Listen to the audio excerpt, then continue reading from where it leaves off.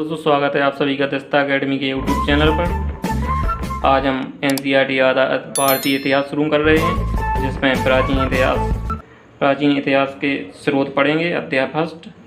तो चलिए शुरू करते हैं।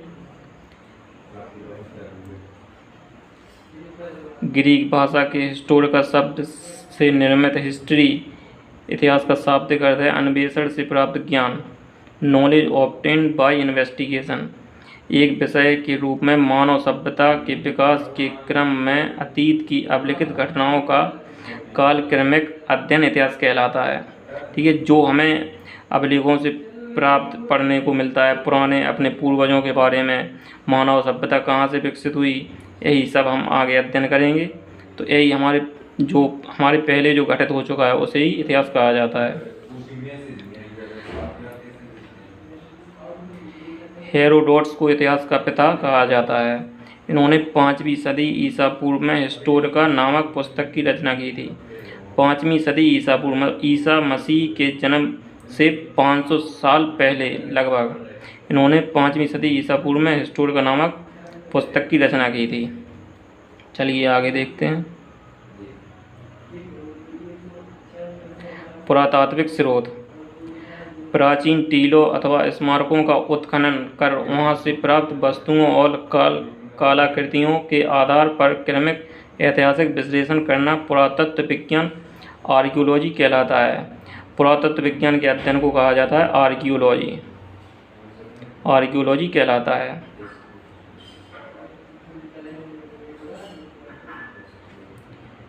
रेडियो कार्बन डेटिंग एक ऐसी विधि है जिसके द्वारा यह पता लगाया जाता है कि कोई वस्तु किस काल से संबंधित है।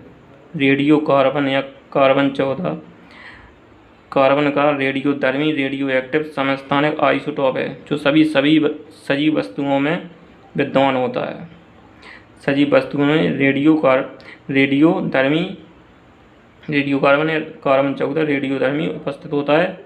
इस विधि से पता लगाया जाता है कि यह वस्तु कितनी पुरानी है, किस काल से संबंधित है।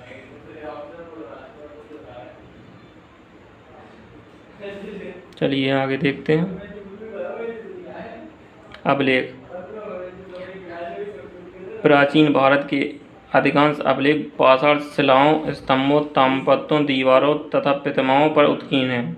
मतलब जो पहले राजा होते थे तो वे अपने अधिकांश अभिलेख पाषाण शिलाओं मतलब पत्थरों पर या खंभे होते थे जो बड़े बड़े, उन पर, ताम्रपत्रों पर या दीवारों तथा प्रतिमाओं पर उल्लिखित कर देते थे। अभिलेखों के अध्ययन को पुरालेख शास्त्र कहा जाता है। अभिलेखों के जो अध्ययन किया जाता है उसे पुरालेख शास्त्र कहा जाता है। भारत के संदर्भ में सर्वाधिक प्राचीन अभिलेख मध्य एशिया के बोगज कोई से प्राप्त हुआ है। बोगज कोई जो मध्य एशिया में जो स्थान पड़ता है वहाँ से सबसे प्राचीन अभिलेख प्राप्त हुआ है। इस अभिलेख में इंद्र, वरुण, मित्र एवं नासत नामक वैदिक देवताओं के नाम मिलते हैं। जो बोगज कोई से प्राप्त हुआ है अभिलेख, उसमें इंद्र, वरुण, मित्र एवं नासत नामक वैदिक देवताओं के नाम मिलते हैं। चलिए आगे देखते हैं। जो भारत के नाम का सर्वप्रथम उल्लेख हाथी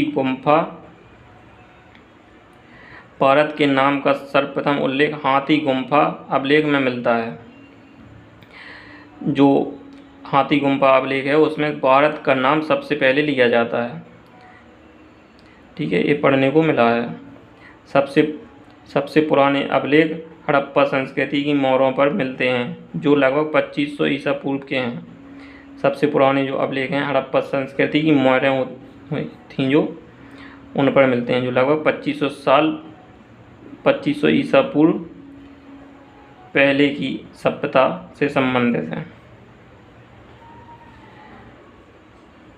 हड़प्पा संस्कृति के अभिलेख अभी तक पढ़े नहीं जा सके हैं। ये भावचित्रात्मक लिपि में लिखे गए हैं।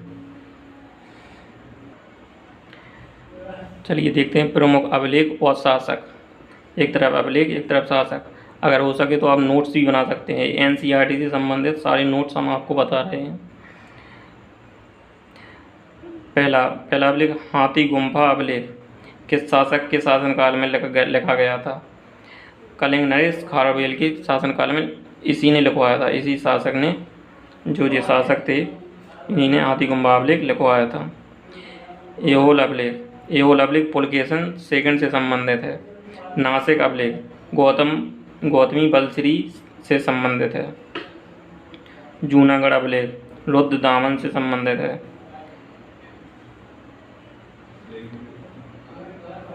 प्रयाग स्तंभ अभिलेख समुद्रगुप्त से संबंधित है। समुद्रगुप्त ने प्रयाग स्तंभ अभिलेख लिखवाया था। मंदसौर अभिलेख मालवा नरेश यशोवर्मन से संबंधित है। ग्वालियर अभिलेख प्रतिहार नरेश भोज से संबंधित है। देवपाड़ा अभिलेख बंगाल शासक विजयसेन से संबंधित है। भितरी और जूनागढ़ अभिलेख स्कंदगुप्त से संबंधित है।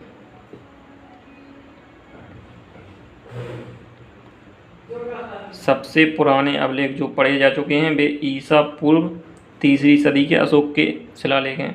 जो अभी तक जिन्हें पढ़ लिया गया है वो अशोक के शिलालेख हैं। इन अभिलेखों को पढ़ने में सर्वप्रथम सन 1837 में जेम्स फ्रेंसिस को सफलता मिली। इनके पहले कोई इन अभिलेखों का अनुवाद नहीं कर सका। अब हम सिक्के के बारे में पढ़ते हैं। सिक्कों के बारे में प्राचीन काल में अधिकांश मुद्राएं धातुओं की बनाई जाती थीं। जिन सिक्कों और मुद्राओं पर कोई लेख नहीं होता था, केवल आकृतियाँ विद्यमान होती थीं, उन्हें पंचमार्क या आहत सिक्के कहा जाता था। ठीक है, जिन सिक्कों या मुद्राओं पर कोई लेख नहीं लिखा होता था, केवल आकृतियाँ होती थीं, जैसे किसी इंद्र की हुई या किसी देवता की हुई, ठीक है, वो जो अपने देवताओं को मानते थे उनकी आकृतियाँ किसी, उन्हें पंचमार्क या आहत सिक्के कहा जाता था। सिक्कों के अध्ययन को मुद्रा शास्त्र कहते हैं। सिक्कों पर लेख एवं तिथियां उत्कीर्ण करने की परंपरा सर्वप्रथम यूनानी शासकों ने प्रारंभ की थी। भारत में सर्वाधिक सिक्के मौर्योत्तर काल के मिले हैं, जो विशेषतः शीशे, पोटीन, तांबे, कांसे, चांदी और सोने से निर्मित हैं।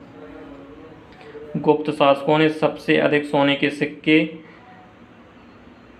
जारी किए थे। सर्वाधिक शुद्ध सोने के सिक्के, जो सबसे शुद्ध सोने के सिक्के थे, वो कुषाण शासकों ने जारी किए थे।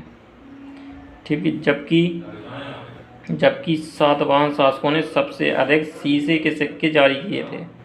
ठीक है, गुप्त शासकों ने सबसे अधिक सोने के सिक्के जारी किए थे, मतलब क्वांटिटी में सबसे ज़्यादा सिक्के जारी किए थे, और सबसे अधिक मतलब प्योरिटी जिसमें थी, कैरेट में सोने को नापते तो उसमें मतलब सबसे शुद्ध सोने के सिक्के कुषाण शासकों ने जारी किए थे। जबकि सातवाहन शासकों ने केवल सबसे अधिक शीशे के सिक्के जारी किए, सोने के नहीं किए थे इन लोगों ने। ठीक है, आगे देखते हैं।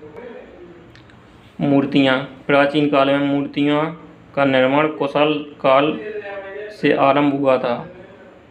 कुषाण कालीन गांधार कला पर विदेशी प्रभाव है, जबकि मथुरा कला पूर्णतः स्वदेशी है। भरौत, बोधगया और अमरावती की मूर्ति कला में जनसाधारण के जीवन की सजीव झांकी मिलती है।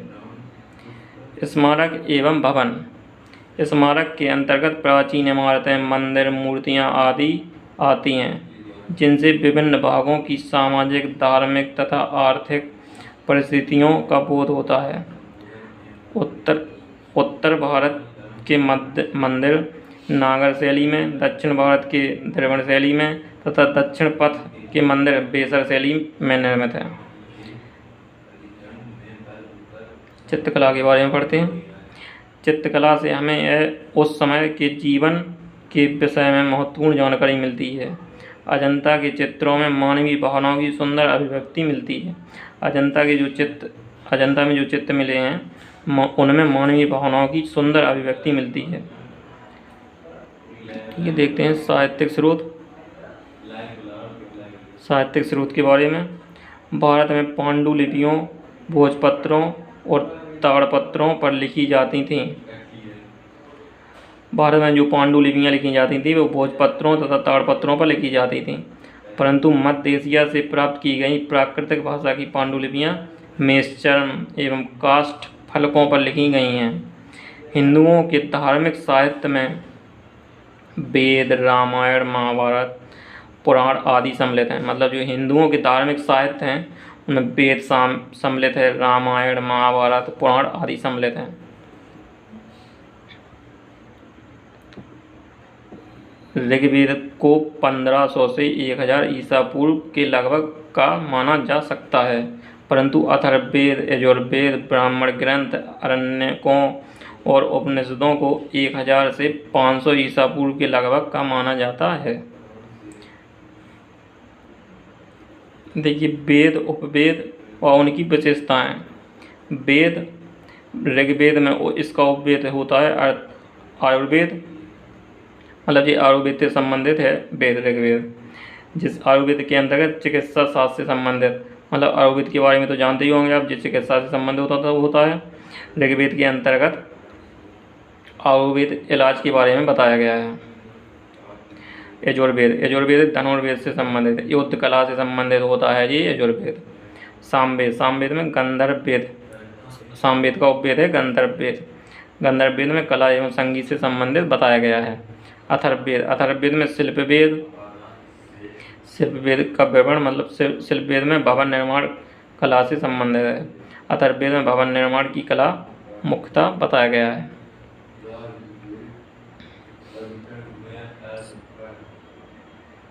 चलिए आगे देखते हैं। महाकाव्य।